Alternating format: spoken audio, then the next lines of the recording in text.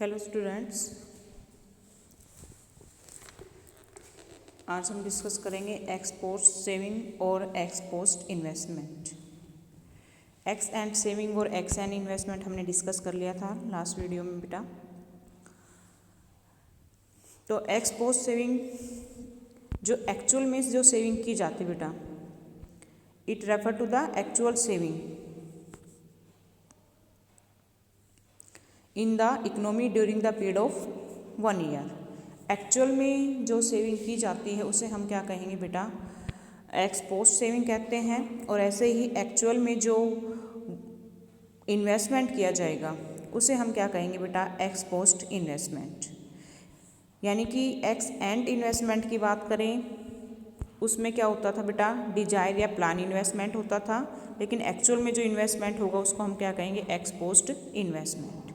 ऐसे ही x ante investment में Dzire या प्लान सेविंग थी बेटा, और एक्स पोस्ट सेविंग में एक्चुअल सेविंग की बात की जाती है। ठीक है, अगर जैसे फॉर एग्जांपल हम इसको और डिटेल में करना चाहें कि एक पर्सन की जो इनकम है, मान लो तो 10,000 है, इनकम कितनी है 10,000। 10,000 में से उसने प्लान किया है कि मैं 2,000 क्या करूँगा, सेव करूँगा। उसकी डिजायर है, उसने प्लान किया है कि मैं इतनी सेविंग करूँगा, तो इसे हम कौन सी सेविंग कहेंगे बेटा, एक्स एंड सेविंग। एक्चुअल में वो सेव कर पाता है ओनली मान लो 1800, तो ये उसे क्या कहेंगे हम, एक्स पोस्ट सेविंग। ठीक है, ऐसे इन्वेस्टमेंट की अगर हम बात करते हैं, इन्वेस्टमेंट की कि एक्चुअल में उसकी डिजायर है, मान लो कि वो ये चाहता है कि मैं इन्वेस्टमेंट करना चाहता हूँ 50,000, उसका कोई भी बिजनेस है जो भी वहाँ भी, लेकिन एक्चुअल में वो कितना इन्वेस्टमेंट कर पाता है 40,000। 50,000 से भी ज़्यादा हो सकता है, ये नहीं कि डिजायर जितनी है वो उसका क्या है बेटा, एक्स एंड इन्वेस्टमेंट, और जो वो एक्चुअल में इन्वेस्टमेंट करता है वो क्या होता है बेटा, एक्स पोस्ट इन्वेस्टमेंट होता है। ठीक है, तो ये जब हम जीडीपी इक्विलिब्रियम की बात करेंगे उस टाइम पे क्या होता है, ओनली हम एक्चुअल की बात नहीं करेंगे, डिजायर की बात करेंगे। ठीक है, एस इजिकल टू क्या होता है, सेविंग इजिकल टू क्या होता है बेटा, इन्वेस्टमेंट। यहाँ पे आप देखोगे कि जो सेविंग और इन्वेस्टमेंट है, तो कौन सी सेविंग है बेटा यहाँ पर, डिजायर। कौन सा इन्वेस्टमेंट है, डिजायर या प्लान इन्वेस्टमेंट है। ठीक है, नेक्स्ट है इसमें बेटा डिटर्मिनेशन ऑफ इक्विलिब्रियम।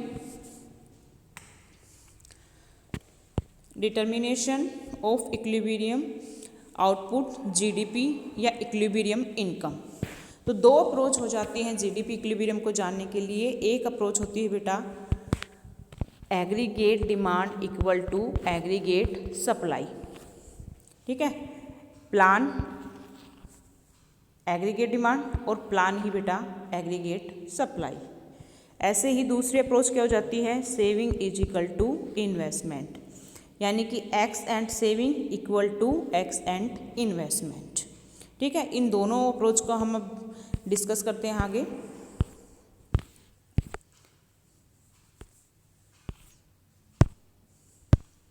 तो फर्स्ट अप्रोच है हमारी बेटा इसमें aggregate supply and aggregate demand. ठीक है, एग्रीगेट सप्लाई एग्रीगेट डिमांड, इसके बारे में डिस्कस करते हैं। तो एग्रीगेट अगर डिमांड की बात की जाए बेटा, एग्रीगेट डिमांड की अगर बात की जाती है तो इसमें आप देखोगे कि एग्रीगेट जो कंज्यूमर ने जितने प्लान किया कि मुझे जितना एक्सपेंडिचर करना है या उसकी विश है कि मुझे इतना परचेज करना है, वो हमारी एग्रीगेट डिमांड। और प्रोड्यूसर जो प्लान करता है कि मुझे इसमें प्रोडक्शन करना है, वो क्या है, एग्रीगेट सप्लाई। जीडीपी इक्विलिब्रियम कहाँ पर होता है, जहाँ पर एग्रीगेट डिमांड और एग्रीगेट सप्लाई क्या हो जाते हैं, एक दूसरे के इक्वल हो जाते हैं। ठीक है, तो यहाँ पे हम पहले एग्रीगेट सप्लाई के बारे में डिस्कस करते हैं कि एग्रीगेट सप्लाई क्या है बेटा यहाँ पर। तो A S refer to plan output in the economy as described in the previous chapter, वही बात है बेटा इसमें। और एग्रीगेट जो सप्लाई होती है बेटा उसको हम इनकम से भी जानते हैं कि क्योंकि जितना प्रोडक्शन होता है, जितनी एग्रीगेट सप्लाई होगी उतनी ही क्या होती है बेटा, इनकम होती है। तो एग्रीगेट सप्लाई को हम वाई यानी कि इनकम से भी क्या कर सकते हैं, डिनोट कर सकते हैं। और जो एग्रीगेट लाइन जो हमारी अब यहाँ पे बनी हुई है, ये देखो डायग्राम के अंदर आप, तो यहाँ पे आप देखोगे कि जो एग्रीगेट सप्लाई है बेटा वो 45 डिग्री के एंगल से बनी है, क्योंकि यहाँ पे जो हमारी इनकम इंक्रीज हो रही है वो क्या है, कॉन्स्टेंट प्रोपोर्शन से इंक्रीज हो रही है। ठीक है, तो यहाँ पे यही चीज़ बताई गई है। It is indicated by 45 degree lines from the origin. The 45 line indicate that AS and GDP are identical to each other. ठीक है, ये जो 45 डिग्री के एंगल से बनी है हमारी लाइन, तो ये क्या शो करती है कि जो एग्रीगेट सप्लाई है और GDP क्या है वो एक दूसरे के क्या है बेटा, इक्वल है। ठीक है, और AS not related to price, ये एग्रीगेट सप्लाई जो है प्राइस से रिलेटेड नहीं है। और केन्स अपनी थ्योरी में ये भी कहता है कि it is an economy with excess capacity when AR responds proportionally to AD and price remain unaffected.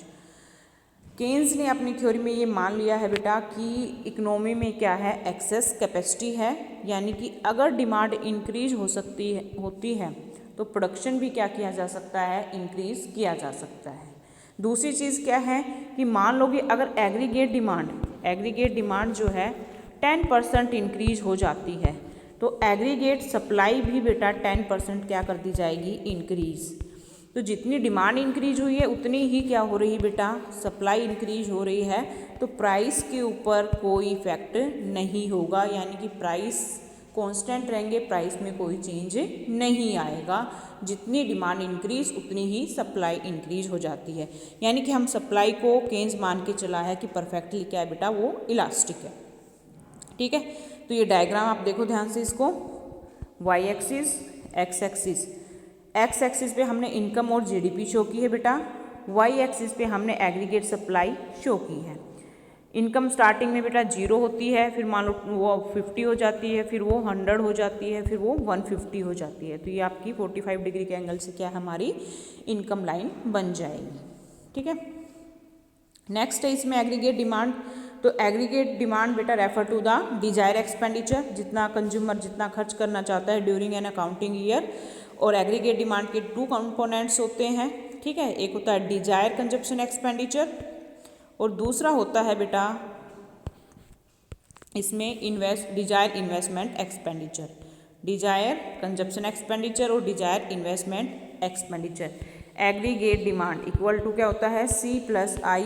अगर इकोनॉमी में 2 ही सेक्टर हैं, एक हाउस होल्ड सेक्टर, दूसरा है बेटा प्रोड्यूसर सेक्टर, तो एक हो जाएगा डिजायर कंजप्शन एक्सपेंडिचर जो C से डिनोट किया जा रहा है, एक हो जाएगा डिजायर इन्वेस्टमेंट एक्सपेंडिचर जो I से डिनोट किया गया है।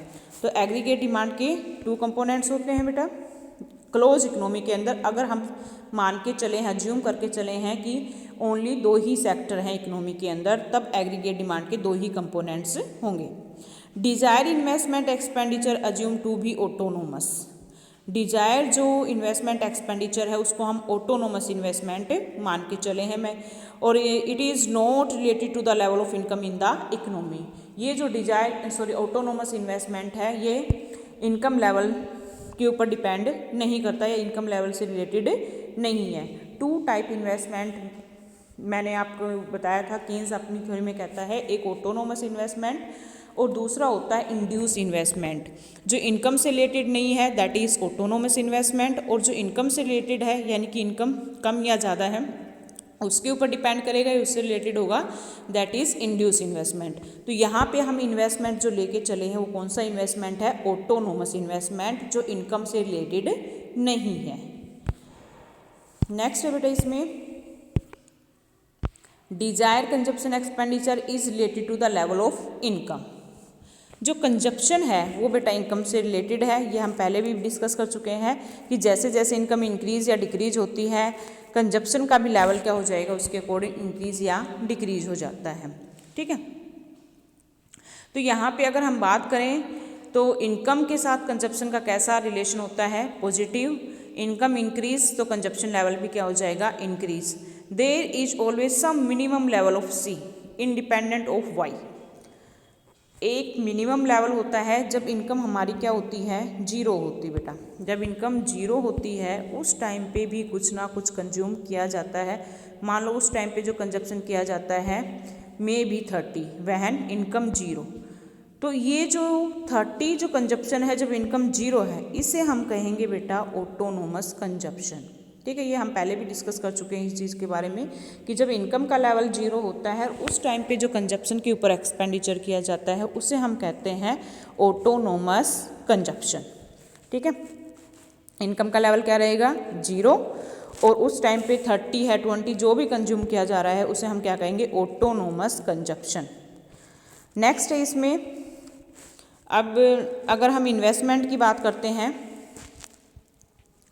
आई फंक्शन और सी फंक्शन की दोनों को अगर हम कंबाइन कर दें, ठीक है, यानी कि एग्रीगेट जो डिमांड होती है बेटा, एग्रीगेट डिमांड इक्वल टू क्या होता है बेटा, सी प्लस आई, यानी कि सी फंक्शन प्लस में आई फंक्शन इक्वल टू क्या आ जाएगा, एग्रीगेट डिमांड।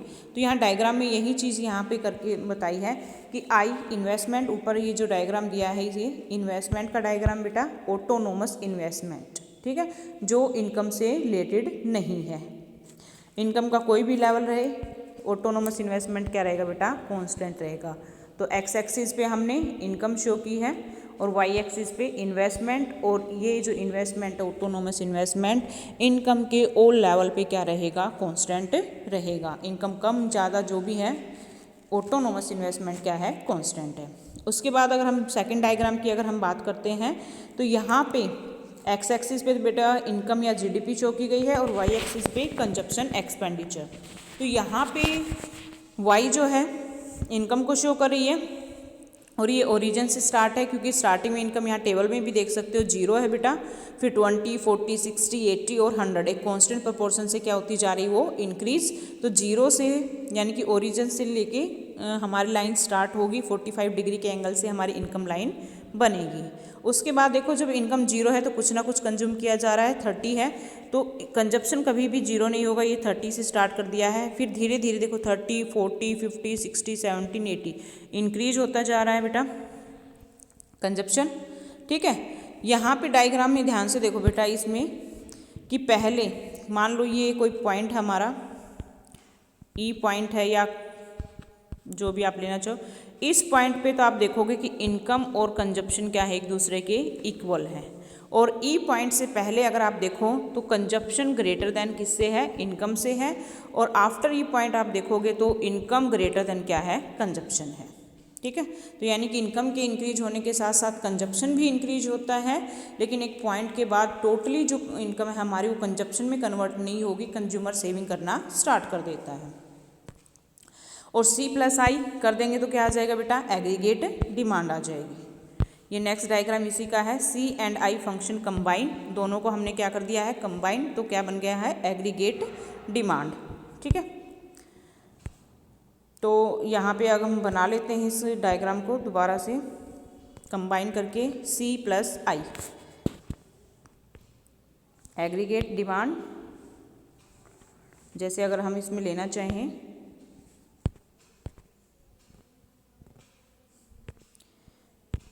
एक्स एक्सिस और ये एक्स एक्सिस और ये आपका वाई एक्सिस बेटा, यहाँ पे इनकम ले लो जीडीपी, और यहाँ पे एक्सपेंडिचर यानी कि सी और आई। ठीक है, हमने इनकम लाइन देखा जीरो से स्टार्ट होती है, 45 डिग्री के एंगल से वाई इनकम लाइन हमारी बन गई बेटा इसमें। ठीक है, उसके बाद अगर हम बात करते हैं इन्वेस्टमेंट की, तो इन्वेस्टमेंट क्या है बेटा, कॉन्स्टेंट रहता है, ऑटोनोमस इन्वेस्टमेंट है ये हमारे इन्वेस्टमेंट फंक्शन। उसके बाद हम बात करते हैं इसके अंदर कंजप्शन की, तो कंजप्शन कभी भी जीरो से स्टार्ट नहीं होगा, कुछ ना कुछ कंज्यूम किया जाता है। जैसे इन्वेस्टमेंट 20 है तो कंजप्शन 30 से स्टार्ट था, तो मान लो सी लाइन हमारी यहाँ से 30 इस पॉइंट से स्टार्ट हो रही है, और कंजप्शन क्या है, इनकम के इंक्रीज होने के साथ साथ इंक्रीज हो रहा है।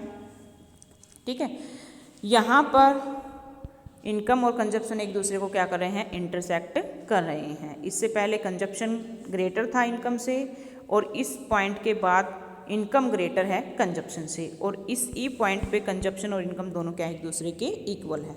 अब हमें बनानी है एग्रीगेट डिमांड।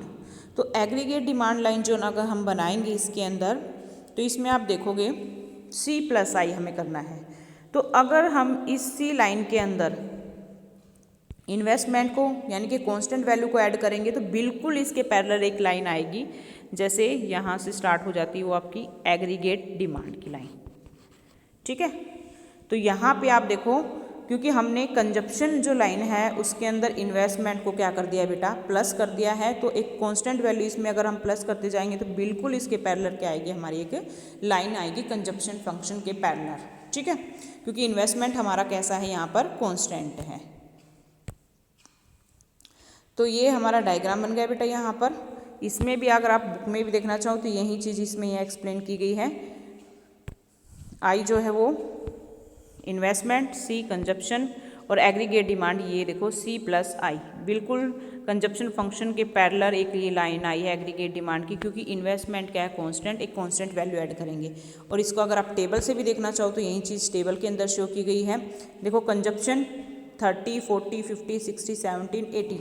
अब इसमें कांस्टेंट वैल्यू 20, 20 प्लस करते जाओ। ठीक है, 50, 60, 70, 80, 90, 100। ठीक है, कांस्टेंट प्रपोर्शन में वो क्या हो रही है, इंक्रीज हो रही है। ये एग्रीगेट डिमांड, तो दोनों कर्व हमने डिस्कस कर लिया, एग्रीगेट डिमांड और एग्रीगेट सप्लाई। अब इक्विलिब्रियम की बात करेंगे, जहाँ पे एग्रीगेट डिमांड और एग्रीगेट सप्लाई कर्व क्या हो, एक दूसरे को इंटरसेक्ट करेंगे। वहाँ पर एग्रीगेट डिमांड और एग्रीगेट सप्लाई, तो दोनों ही हमारे जो डायग्राम बने हैं बेटा, एग्रीगेट सप्लाई का कर्व और एग्रीगेट डिमांड का कर्व, दोनों ही क्या है, अपवर्ड स्लोपिंग है। ठीक है, तो जैसे मैं यहाँ पे आपको ड्रॉ करके दिखा देती हूँ। एक्स एक्सिस पे बेटा इनकम रहेगी, जीडीपी लिख सकते हैं इसको, और वाई एक्सिस पे जो है बेटा एग्रीगेट सप्लाई और एग्रीगेट डिमांड में शो कर रही हूँ। तो एग्रीगेट सप्लाई यानी कि हमें ओरिजिन से स्टार्ट होगी, 45 डिग्री के एंगल से बनेगी। एग्रीगेट सप्लाई कर्व कह सकते हैं इसको, या इनकम कह सकते हैं बेटा। वैसे ही एग्रीगेट डिमांड का कर्व हमने देखा था, वो कुछ इस तरीके से बना था हमारा एग्रीगेट डिमांड कर्व। यहाँ ई पॉइंट पे क्या कर रहे हैं, एग्रीगेट डिमांड और एग्रीगेट सप्लाई एक दूसरे को इंटरसेक्ट कर रहे हैं। तो ये जो ई पॉइंट है, यहाँ पे एग्रीगेट डिमांड और एग्रीगेट सप्लाई क्या है, एक दूसरे के इक्वल हैं। तो यहाँ इकोनॉमी में क्या है बेटा, इक्विलिब्रियम पॉइंट है हमारा। ठीक है, इसको आगे एक्सप्लेन कर दिया है डायग्राम को, टेबल में भी यही चीज़ है, एग्रीगेट डिमांड और एग्रीगेट सप्लाई को इक्वल करके शो किया गया है। नेक्स्ट यहाँ पे होट्स में क्वेश्चन देखो, find equilibrium y when c is equal to 100 plus में 0.5 y and investment is equal to 1000। तो यहाँ पे आपको पता है कि इक्विलिब्रियम में क्या होता है बेटा, y इज इक्वल टू, यानी कि ये कह सकते हैं एग्रीगेट सप्लाई इक्वल टू क्या होती है, एग्रीगेट डिमांड। और एग्रीगेट सप्लाई को क्या किससे डिनोट कर सकते हैं, इनकम से भी, क्योंकि एग्रीगेट सप्लाई और इनकम क्या है, एक दूसरे के इक्वल होते हैं। और नेक्स्ट जो एग्रीगेट डिमांड जो होती है वो क्या होती है बेटा, सी प्लस आई, कंजप्शन प्लस में इन्वेस्टमेंट एक्सपेंडिचर। और जो कंजप्शन है सी कैसे कैलकुलेट करते हैं, सी बार प्लस में बी वाई। ठीक है, तो ये देखो सी की वैल्यू हमें गिवन है यहाँ पर, ये फंक्शन यहाँ पे आप देखो, सी इज इक्वल टू कितना है, 100 प्लस में 0.5 वाई। तो ये वैल्यू इसके अंदर हम क्या कर देंगे, पुट कर देंगे। आई इन्वेस्टमेंट भी हमें गिवन है, प्लस में कितना है, 1000। ठीक है, तो इसमें ये वैल्यू पुट करें आगे, यानी कि y इज इक्वल टू क्या हो जाएगा, y इज इक्वल टू सी की जगह ये वैल्यू पुट कर दो, सी बार प्लस में बी वाई, और सी की वैल्यू कितनी है, 100 प्लस में बी 0.5, y हमें गिवन नहीं है बेटा, और प्लस में क्या आ जाएगा, 1000। ठीक है, तो y की वैल्यू जो है वो इधर ले आओ, y माइनस में 0.5 y इक्वल टू 100 प्लस में 1000 करोगे तो बेटा कितना आ जाएगा इसके अंदर, वो 1100 आ जाएगा बेटा। ठीक है, और 1100 यानी कि y माइनस में 0.5 y इक्वल टू क्या था, 1000 प्लस में 100। तो ये 1 में से अगर मैं 0.5, यानी कि यहाँ पे जो y है उसका मतलब 1 है, 1 में से अगर मैं 0.5 माइनस कर दूंगी तो क्या आ जाएगा, 0.5 y रह जाएगा बेटा। और 1000 प्लस 100 करूँगी तो ये 1100 आ जाएगा। ठीक है, और y इज इक्वल टू क्या हो जाएगा, 1100 डिवाइडेड बाई 0.5। तो इसको हम डिवाइड कर देंगे तो ये आ जाएगा आपका आंसर 2200। ठीक है बेटा, ऐसे ही नेक्स्ट क्वेश्चन और गिवन है आपके पास, कैलकुलेट करके देखना है उसको सोल्व करके। नेक्स्ट है बेटा इसमें सेकंड अप्रोच स्टार्ट होती है, व्हाट हैपन, सॉरी एक इसका छोटा टॉपिक हो रह गया है, what happen if AS is greater than AD, और what happen if AS less than AD।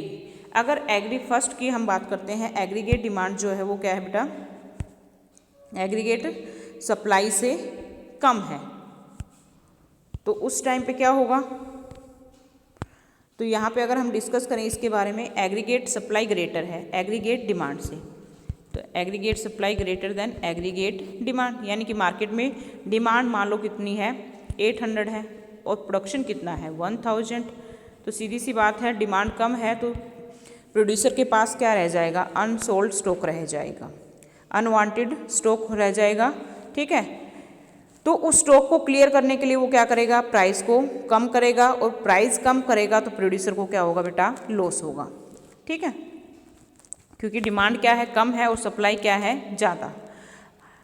अब डिमांड कम रहेगी तो जो जितनी डिमांड है उतना तो प्रोडक्शन सेल हो जाएगा, जो रिमेन अनसोल्ड रह जाएगा उसको सोल्ड करने के लिए प्रोड्यूसर क्या करेगा, प्राइस को डिक्रीज़ करेगा, और प्राइस को अगर वो कम करेगा तो प्रोडक्शन क्या हो जाएगा, उसको मतलब उसका प्रॉफिट क्या हो जाएगा, कम हो जाएगा। या दूसरी चीज़ ये है कि जब नेक्स्ट टाइम वो इन्वेस्टमेंट करेगा तो पहले से उसके पास स्टॉक है तो इन्वेस्टमेंट क्या कर देगा, कम करेगा, और इन्वेस्टमेंट कम होगा तो एम्प्लॉयमेंट अपॉर्चुनिटी कम हो जाएंगी, और एम्प्लॉयमेंट लोगों की इनकम कम, और फिर डिमांड क्या हो जाएगी, कम हो जाएगी। दूसरी चीज़ क्या है, what happen if A is less than AD, इस टाइम भी प्रोड्यूसर को क्या होगा बेटा, लॉस होगा। क्यों लॉस होगा, when A is aggregate supply is less than aggregate demand, supply of goods and service in the economy tends to be less than their demand. तो यहाँ पे प्रोड्यूसर को जो लॉस होगा, जो वो producer would suffer the loss of unfulfilled demand, क्योंकि demand मान लो 1000 की है और सप्लाई कितनी है 800 की है, तो यहाँ पे जो डिमांड और सप्लाई, ये डिमांड है और ये क्या बेटा, सप्लाई, तो जो अनफुलफिल्ड 200 जो डिमांड अनफुलफिल्ड रह गई है उसका लॉस किसको होगा, प्रोड्यूसर को, क्योंकि अगर वो और प्रोडक्शन होता तो उसका आउटपुट क्या हो जाता बेटा, सोल्ड हो जाता मार्केट के अंदर, ठीक है। तो दोनों ही सिचुएशन के अंदर प्रोड्यूसर को क्या होता है, लॉस होता है। जब सप्लाई ग्रेटर होती है डिमांड से तो उसे क्या करना पड़ता है, प्राइस को डिक्रीज करना पड़ता है, और दूसरी सिचुएशन में उसे मतलब जो वो अनफुलफिल्ड डिमांड को पूरा नहीं कर पाया है तो उसके लिए भी उसको क्या होगा, लॉस होगा, ठीक है। The producer would plan greater production, अगली नेक्स्ट टाइम जब प्रोडक्शन करना होगा तो वो प्लान करेगा कि उसे क्या करना है, ज़्यादा प्रोडक्शन करना है ताकि डिमांड को क्या किया जा सके, फुलफिल्ड किया जा सके, ठीक है। ये हमारी फर्स्ट अप्रोच थी जिसके अंदर हमने GDP इक्विलिब्रियम देखा बेटा। उसके बाद सेकंड अप्रोच है वो हम कल डिस्कस करेंगे। आज के लिए इतना ही।